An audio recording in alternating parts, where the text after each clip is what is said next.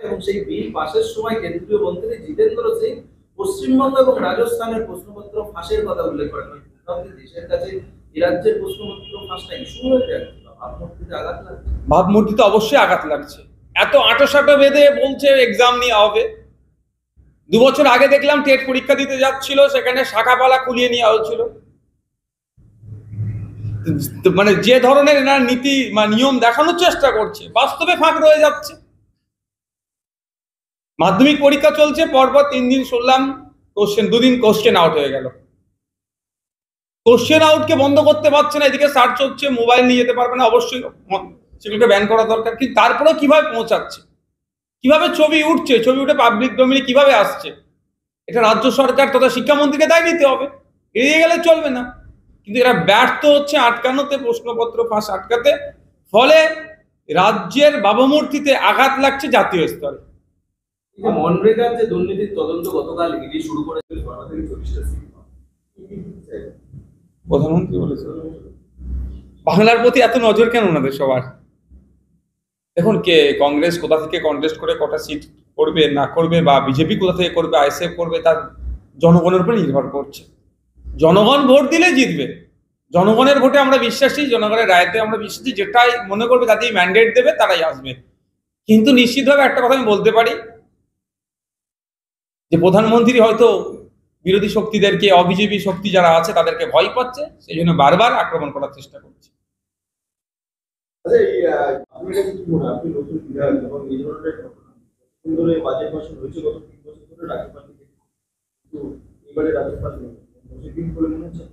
দেখুন, মূল বিষয়বস্তু বলছি যে রাজ্যপালের ভাষণের ক্ষেত্রে, যে এবারে বাজেটের আগে রাজ্যপাল ভাষণ হলো না, এটা আইন বহির্ভূত কিছু করেনি। তারপরেও বলবো, রাজ্যপাল যে বক্তব্যটা দিত, রাজ্য সরকার ঠিক করে দিত, প্রিন্ট করে দিত, রাজ্যপাল এসে সেটাকে পড়ে দিত, এর বাইরে কিছু না। কিন্তু রাজ্যপাল আসেনি, এটা নিয়ে আলোচনা সমালোচনা বিতর্ক আছে। আমি শুধু একটা কথাই বিষয়ে বলতে চাই, আইন আইনের পথে চলে, সাথে সাথে কিছু কনভেনশন থাকে, কিছু রীতিনীতি থাকে।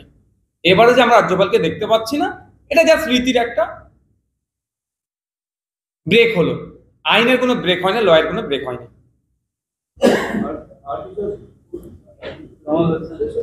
আমার কাছে খবর কারণ গতকালকে তো বলে দিই। হ্যাঁ, অবশ্যই আলোচনা শুরু হয়েছে। আগামী 10 তারিখে আমাদের রাজ্য কমিটির মিটিং আছে, সেখান থেকে আশা করছি আমরা কোনো একটা বার্তা দিতে পারবো। আমি আমার, হ্যাঁ অবশ্যই দারুণ কথা বলেছে, আমার ইচ্ছাটা আমি জনমানুষে এনেছি এবং এটা আমার রাজ্য কমিটির কাছে প্রস্তাব রেখেছি। রাজ্য কমিটি আমাকে অনুমোদন দিলে আমি আপনার ওখানে নির্বাচনী প্রচার শুরু করে দেবো। হ্যাঁ, আমি পার্টির কাজ তো শুরু করে দিয়েছি অনেক আগে থেকে। যদি ব্যক্তিগত আমাকেই যখন ক্যান্ডিডেট আমার পার্টি করে, তাহলে আমি আমার নামে নির্বাচনী প্রচার শুরু করে দেবো। দেখুন, পার্টির ওপরে কেউ নয়, একটা পোস্ট বাকি সব ল্যাম্প পোস্ট, এই ধরনের ব্যাপার নয়। পার্টির মধ্যে গণতন্ত্র আছে, পার্টি যেটা বলবে সেটা হবে। আশা করছি পার্টি আমাকে ওখানকার কন্টেস্ট করার জন্য আমাকে অনুমোদন দেবে। সিআইডি তদন্ত চলছে, কিন্তু তার স্ত্রী এবং তিনি নিজে এখনো ডিগ্রি প্রিন্সিপাল এবং হাই স্কুলে। এই সিরাজউদ্দিনের মাথায় কার হাত আছে দেখতে হবে। তো সিরাজউদ্দিনের মাথায় অনুপ্রেরণার হাত থাকতে পারে, না হলে যেখানে এটা নিয়ে এত রেড়ে করে উঠছে, এটা নিয়ে যখন এত আলোচনা হলো, বিভিন্ন মিডিয়ার মাধ্যমে দেখালো, আপনার এক্সপোজ হলো, এটা জনমানুষে আসলো, তারপরেও সিআইডি তদন্ত করছে, তদন্ত করতেই থাকবে। কারণ সিআইডি কে কে পরিচালিত করছে? মুখ্যমন্ত্রী। সিআইডির কি ভূমিকা নিয়ে আমরা তো দেখেছি, আমি তো নিজে 2 বার সিআইডির সামনে হয়ে এসেছি তো। এবং কলকাতা হাইকোর্টের এক স্বনামধন্য বিচারপতির স্বামীকে সিআইডি দিয়ে কি করতে চেয়েছিল আমরা দেখেছি। বিভিন্ন সময় বিরোধীদেরকে সিআইডি লাগিয়ে দিয়ে কি করতে চাই দেখেছি। সেই সিআইডি আবার তৃণমূলের এক ঘনিষ্ঠ নেতার কিভাবে কি দুর্নীতি তার তদন্ত করবে, চলছে। ডেটের পর ডেট পড়বে, আর ওরা ওইরকমই থাকবে।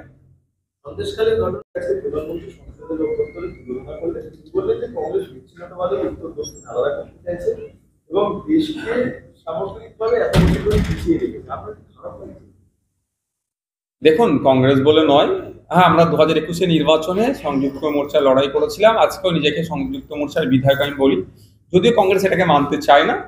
যদি মানতে চাই না আছে তারা মানতে চায় না বলে এখন কংগ্রেসকে যদি এ ধরনের আক্রমণ করে তারপর চুপ করে থাকাটা অনুচিত। কারণ কংগ্রেসের হাত ধরে আমরা রাজ্যের দেশ কতটা এগিয়ে গেছে আমরা জানি।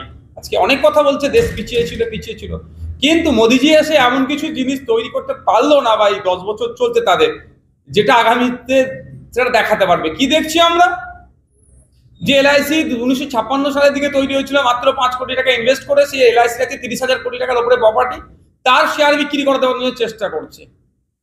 আমাদের এয়ারলাইন্স ছিল সেটা দিচ্ছে, সরকারি সম্পত্তিগুলোকে সব বিক্রি করতে চাইছে বা বেসরকারিকরণের দিকে চলে যাচ্ছে। যখন এটা নিয়ে আলোচনা হচ্ছে, আলোচনার বিষয়বস্তুটাকে ঘুরিয়ে দেওয়ার জন্য এই ধরনের আক্রমণ করছে।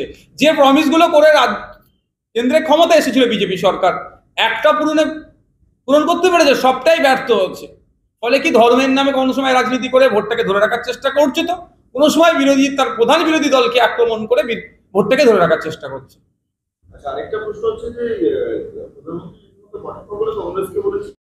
স্থগিতাদেশ দিয়েছে কলকাতা হাইকোর্টের প্রধান বিচারপতি ডিভিশন বেঞ্চ, এবং তার পাশাপাশি রাজ্য এই ক্ষেত্রে যে তদন্তগুলো করছিল সেগুলো আপাতত বন্ধ রাখার কথা বলেছে।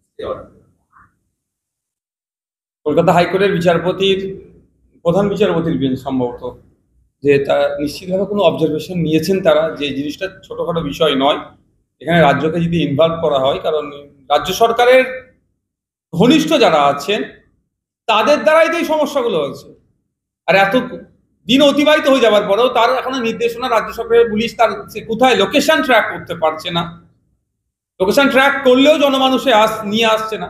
সুতরাং এই ধরনের কোনো হয়তো তারা অবজারভেশন পেয়েছে, সেই জন্য করেছে। তারপরেও আমি বলবো যে আমরা চাই যারা আমাদের রেশন দুর্নীতি নিয়ে যারা কোর্ট নির্দেশে যারা তদন্ত করতে গিয়েছিল, যাদের মাথা ফাটালো ইডি আধিকারিক থেকে শুরু করে, ওখানকার যারা কেন্দ্রীয় বাহিনী ছিল তাদের সাথে যারা খারাপ আচরণ করলো, তাদের বিরুদ্ধে আইনত ব্যবস্থা নিয়ে হোক। এবং এই খারাপ আচরণ করতে যারা নির্দেশ দিয়েছে, সেই সাজান শেখ হতে পারে, আরো ওর উপরে কেউ থাকতে পারে, তাদেরকে বিচার ব্যবস্থার মাধ্যমে সর্বোচ্চ বিচারের ব্যবস্থা করা হবে।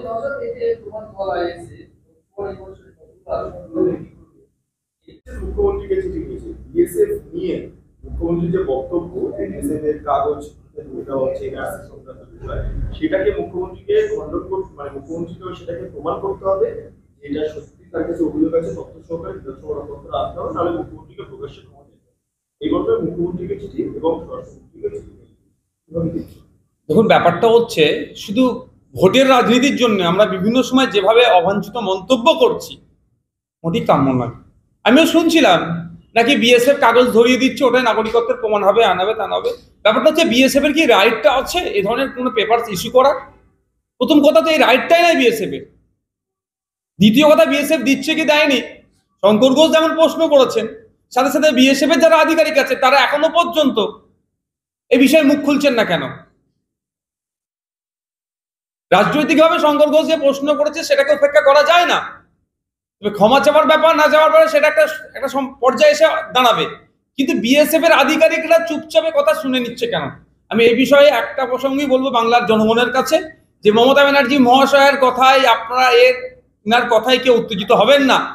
2021 নির্বাচনের সময় সেন্ট্রাল ফোর্সকে খুন্তি কি অ্যানতান বলেছিল, বলে মানুষকে এক প্রকার প্রভোগ করিয়েছিল।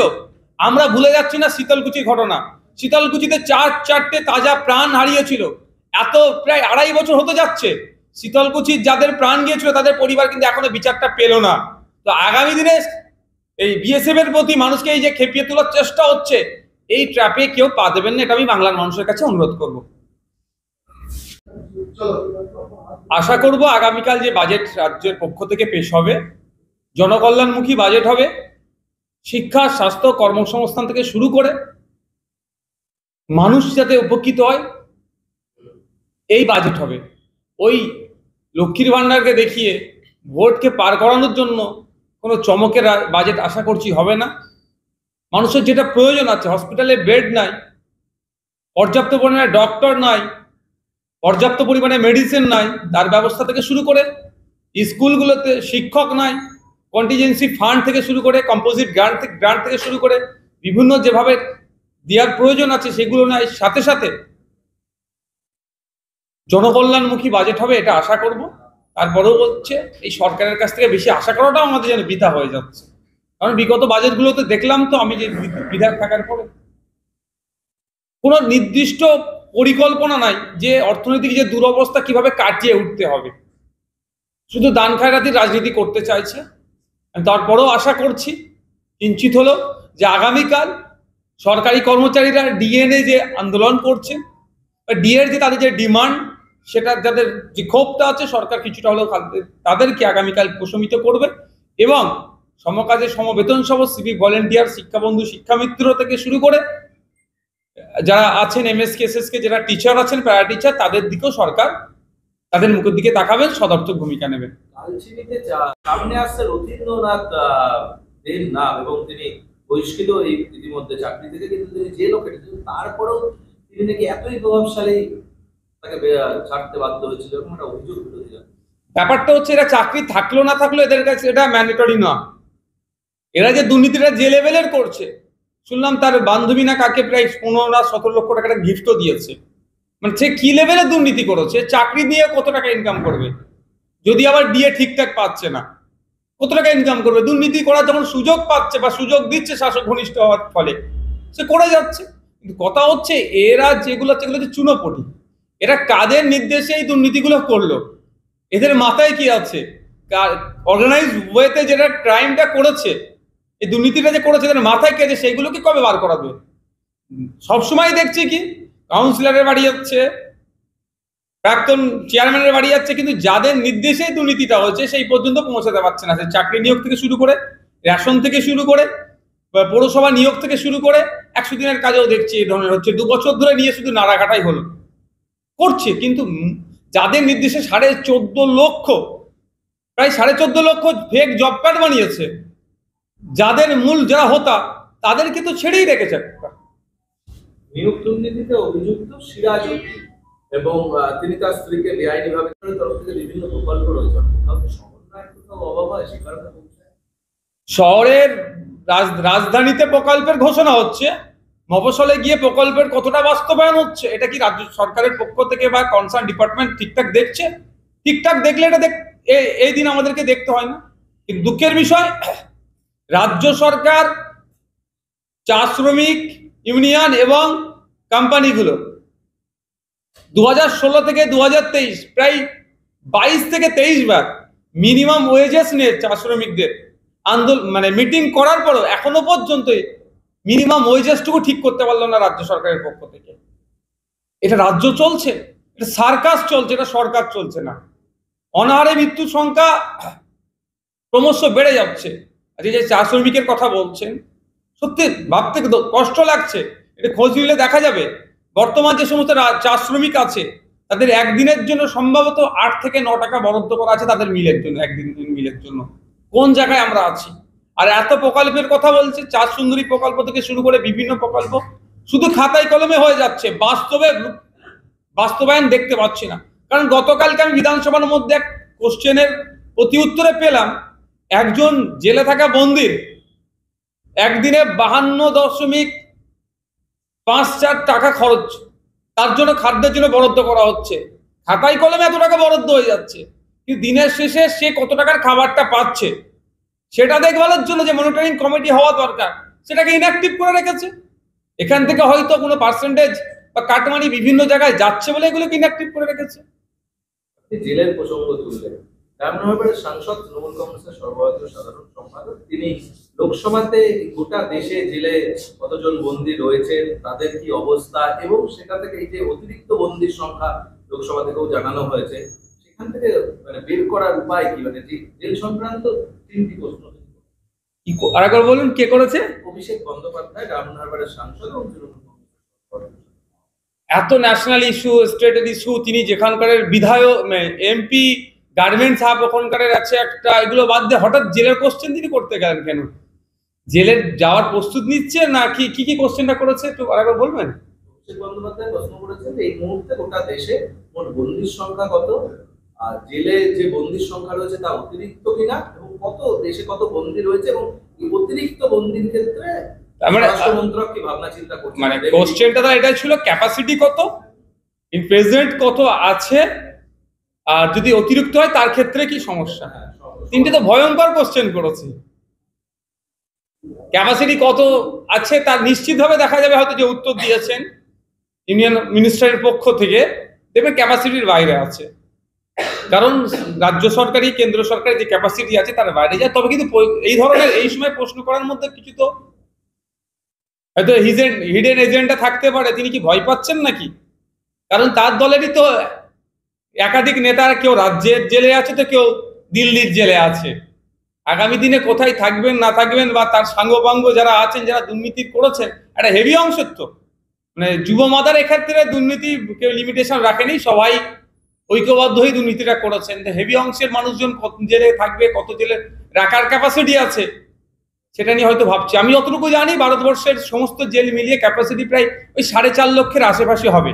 আর তৃণমূলের পঞ্চায়েতের মেম্বার থেকে মন্ত্রী পর্যন্ত এত দুর্নীতি করে ফেলেছে, এই 4.5 লক্ষের ডবল হয়ে যাবে।